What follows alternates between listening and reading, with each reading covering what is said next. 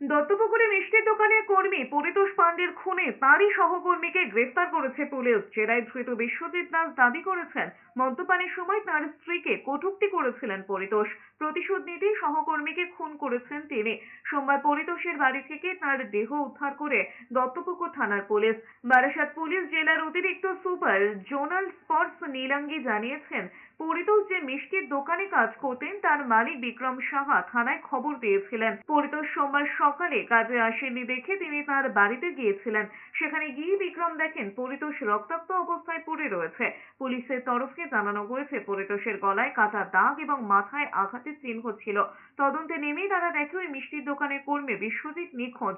বর্ধমানে পূর্বস্থলী এলাকা থেকে সোমবার রাতে তাকে গ্রেফতার করে নিয়ে আসে দত্তপুকুর থানার পুলিশ। কালকে রাত্রিরে আমরা লোকেশন সব ট্রেস করে ওয়ার্কআউট করে আমরা রাত্রিরে পূর্ব বর্ধমান জেলার পূর্বস্থলী থানা আন্ডারে আমরা রেড করে একজন ব্যক্তি বিশ্বজিৎ দাস বলে ওকে অ্যারেস্ট করি।